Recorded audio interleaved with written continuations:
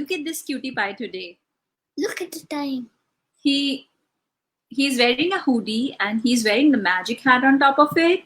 And I told him, Arav, it might look funny, but you know what did Arav say? Arav has learned this style of wearing a hat from a farmer and he thinks it looks cool. What do you think? I think it looks a little bit cute and a little bit funny. What do you think? All right. So if you're new here, this is Arav. And hi, I'm Preeti. Welcome to our page. And if you're a friend here, quickly say hello to us in the comment section. I have something to tell you. Oh, yeah. And if you are new here, do let us know your name in the comment section and quickly say a hello to us in the comment section. What happened, Arav? You know, Arav just scraped his knees in the playground today. That's why you shouldn't run very fast. Scraped, okay. Yeah? Yeah. You don't have to show your knees, Arav. Come, bring them down. It's gross. All right, let's see which friends we have. Hi, Samiksha. Samiksha, are you attending the storytelling or is it like somebody else? Do let us know. Hi, Anirudh. If it's a younger little child, do let us know about them. Hi, Anirudh. Hey, Arav, Anirudh says you look nice. He doesn't find you funny. I find him a little bit funny. Teeny bit. Yeah, this is a style I learned from farmer. Farmers wear hat like that, do they? Yes, that farmer told me this trick. All right, awesome. So let's go and ask the magic hat, what story does it have for us today? Wait a second. Don't you realize only 2 people have joined us? Anirudh and Samisha. Yes, other friends will join in very soon. Others, hey, do say a quick hello to us in the comment section. Arav is missing your hellos, all right? Arav, come. Let's ask the magic hat what story it has for us. We have to wait for the others to say hi because I'm not sure if everybody has attended. See, it's Samarth. Okay, there's a new friend and he's waiting for you to start the story. Okay, can we start? The magic hat is shaking. The magic hat is shaking. The magic hat is shaking. Awesome. So what does the magic hat have for us? Say the magic potion. Say the magic words, Ara. The story is in my hand. What is it? The hat is saying no today. Why is the hat saying no today? Do we have no story? No stories. There is a story. The dragon who couldn't say no. The story is about saying no. Is it okay to say no to somebody, Arav? Yes. Like Mama is asking you for more food. Hey, Arav, do you want to have one more bread? And you say no to Mama. Is that okay? Yes. Are you sure? Yes. If your friends in the playground are asking you to play a game which you don't want to play, are you able to say no? Yes. Are you able to say no? Please, I don't want to play. Can you just leave me alone? I'll play if I like. Right, that's awesome. But that's not how we have to say no. No! We don't have to say no like that. But please, can you leave me alone? I don't want to play. I'll teach you a correct way of saying no today. 3 ways. I'll teach you 3 ways to say no, using which you can say no and it will still sound very nice and it will not sound like you're being mean to somebody or you're rejecting somebody. Hey, you can say no by being nice. No, Rehan, I don't want to play. Come on, no, Rehan, I'm not playing. Is that okay? No, that's not okay. That's like you're feeling a little bit, I don't know, angry, frustrated the way you are saying no. We will learn nicer ways to say no. But first, let's go and meet the dragon. Are you ready? And this dragon can breathe smoke. So don't worry, it can't breathe fire. All it can breathe is smoke. Fasten your seatbelts. Be ready with your listening ears. Let's go and say hello to this scary dragon. Or is he? Is he really scary? Let's find out. No, he can only breathe smoke out of his mouth. There's no fire coming out of his mouth. So the story is about a dragon who can't breathe fire and can't say no. Who couldn't say no. There was once a princess who lived at the top of a very tall tower. You know how tall? How tall? 21st floor. 21st floor. We are in the same house. We are in the same floor, not the same house. She lived with a dragon with claws as sharp as knives. Every day, a voice called from the tower, "Who will rescue me? Somebody please rescue me. Oh, how I wish someone would rescue me." Whose voice is that? Nobody knew. From time to time, many young princes, they came to the gate of the castle and they shouted, "Princess, I will rescue you." Each time, the princess came to the gate, opened it, and said, "Why don't you mind your own business? I'm fine here with my dragon. Go away." And she said, "In fact, it's time for my dragon Luke to mop the floors and cook my meal. Go away. Shoo, shoo." Then the princess slammed the door and she went back up to the tower at the 21st floor. And who was there? Who's at the 21st floor? Can you see? The mighty dragon. The dragon. Does the dragon look scary or does he look scared? He looks scared. And in fact, he can't even breathe fire. You know what he can breathe? Smoke. I don't know why Arab keeps saying that, but let's go and say hello to Luke the dragon. Yes, it was Luke who used to call every time, "Who will rescue me? Oh, how I wish someone would come and rescue me." You know why? Because Princess Gladys was a real pest. She never stopped shouting orders at Luke. "Make the dinner, wash the dishes, sweep the floor, mend my dresses." The dragon always replied, "Yes, princess. Of course, princess. Sure, princess. Right away, princess." And he could never ever say no. But did he want to say no? Maybe. Sometimes when somebody is being mean to us, we want to say no to them. But we find it difficult to say it politely without being angry, without being frustrated. Right, Ara? Yeah. It happens to me a lot of times. You know, some people, they just want me to do things for them when I don't have time. And still, I find it very difficult to say no to them. Sometimes, Yeah. if we say no, even though we're very busy, Yeah. even though we don't care about our mother, even though she's saying no, they'll just say, "You're not playing, could you didn't come down?" You're not playing. Your friends do say that to you, right? Yes. When my mama says no, I'm busy doing something else, or when I don't want to come down the floors too swiftly, and I've got many injuries because of that. That's why I don't Oh, want and to still come you down. can't say no because your friends might take I mean, it otherwise. No, I can say no. But then when I come down the next, they ask if I can play with them. They make a group and say, "No, Arav, you can't play because you didn't come down."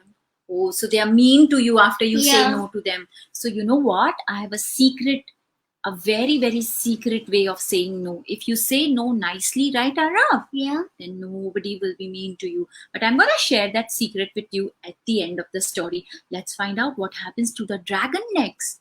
Okay? Luke the dragon, he didn't know how to say no. And he was really unhappy doing all these tasks. Have you ever seen a dragon mop the floor? No. But this one is mopping. Have you ever seen a dragon wash the dishes? No. But this one is washing. Have you ever seen a dragon iron somebody's clothes? No. But this one was ironing. Mr. Luke, the dragon, just did not know how to say No. nicely. Many years before, the princess was walking in the forest when she spotted a cradle. Whoa, can you spot a cradle? Yeah. See? Yeah. And who's in the cradle? But before she could see who was in the cradle, she saw there were wild animals nearby about to attack the cradle. The princess chased the beast away with her red umbrella.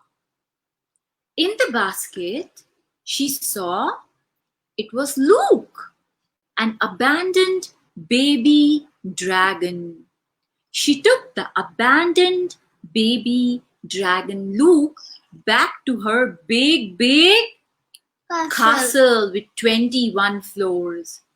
From that day on, Gladys, the princess, did nothing, no work at all.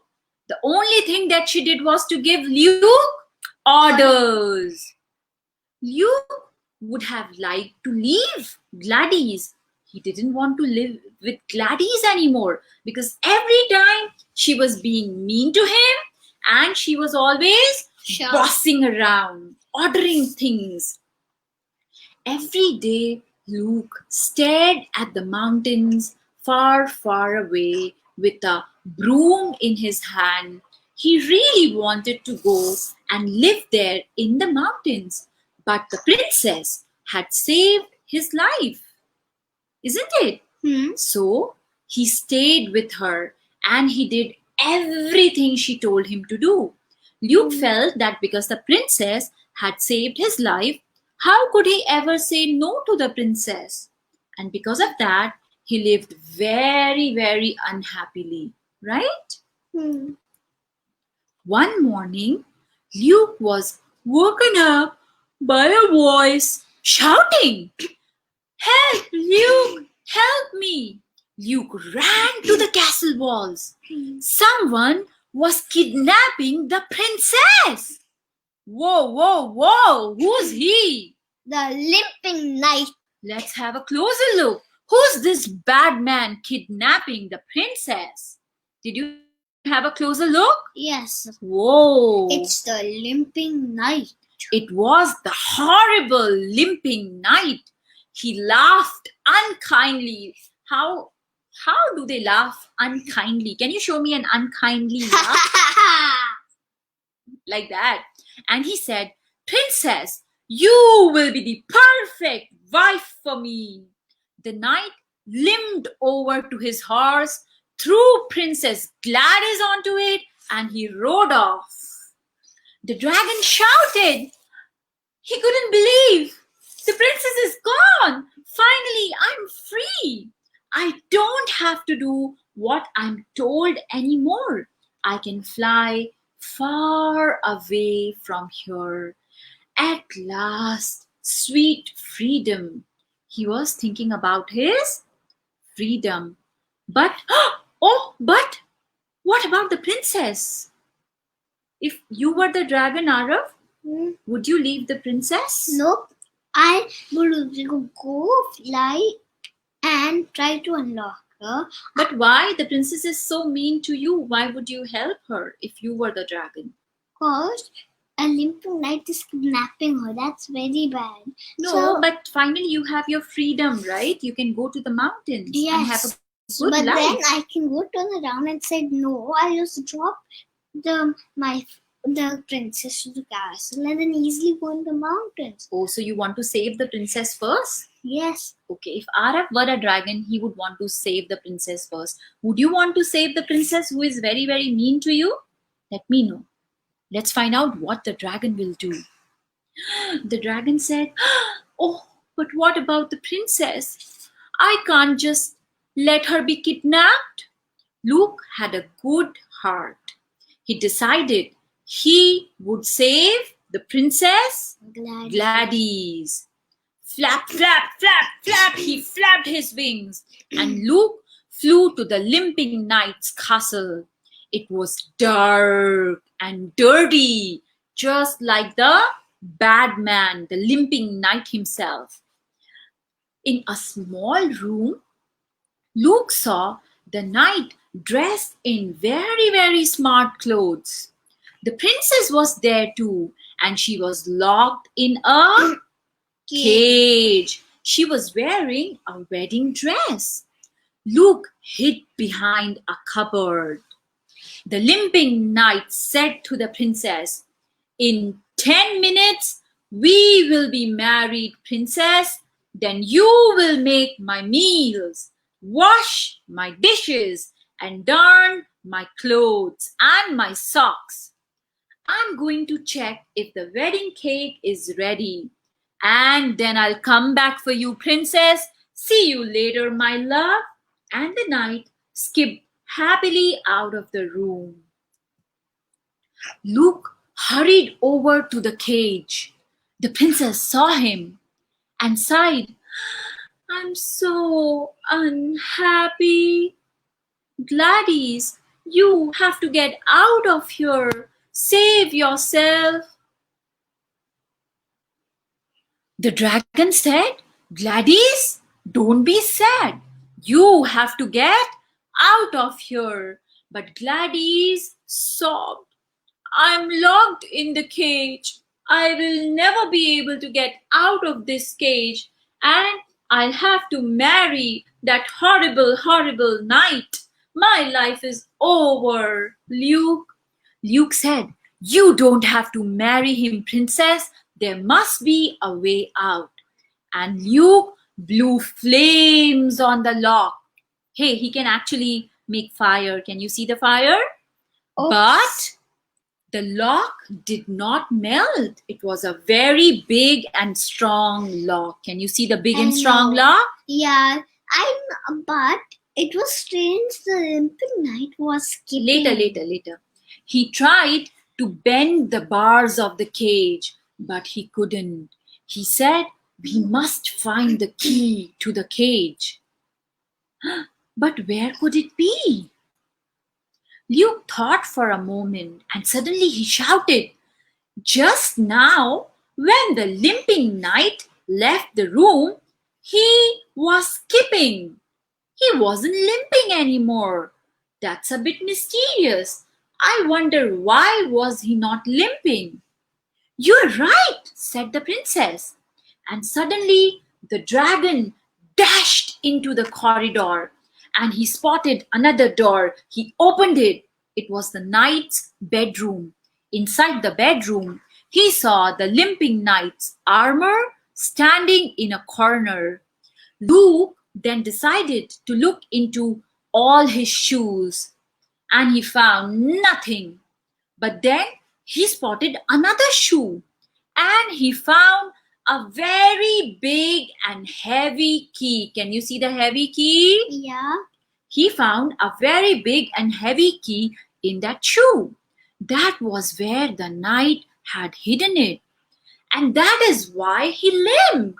So the Limping Knight did not actually have to limp. He was limping because he was hiding a key in his shoe. Hey, that's very smart thinking, isn't it?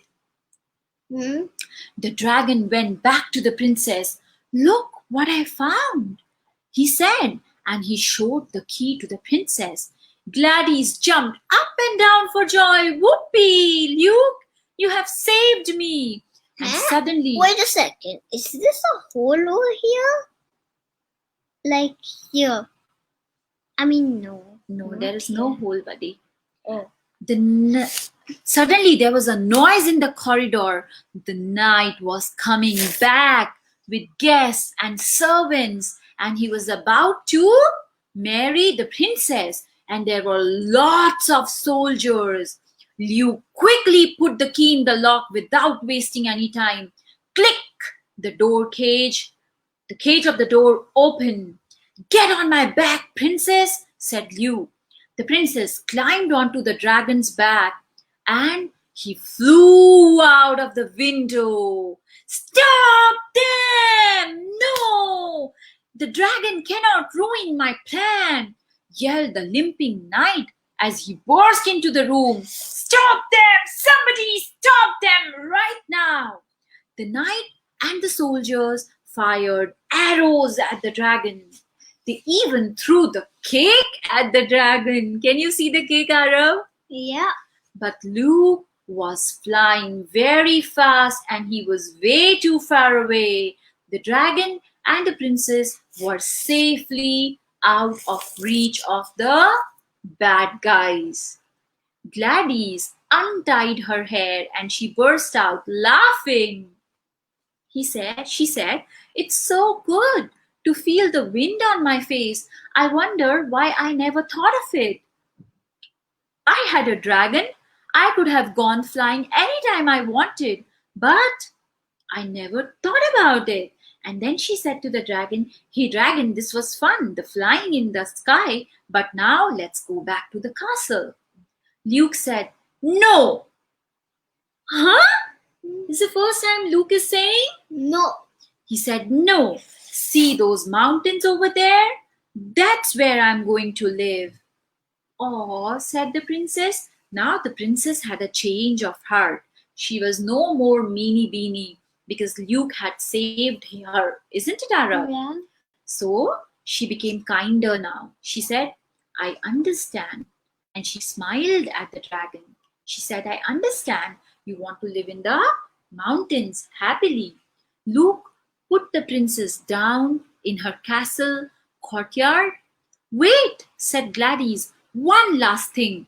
And when she said that, Luke thought, "Oh my God, she's going to give me another order. Like, Luke, do my dishes, or Luke, mop the floor or something." But you know what princess gave Luke? What? She didn't give him any order. She gave Luke a big hug. And the dragon hugged her back. And then he flew up into the sky all the way to the mountains. He was finally free and he lived happily ever after in the mountains. And you know what happened to Gladys? What? Gladys, because she had become kind now, right? Mm-hmm.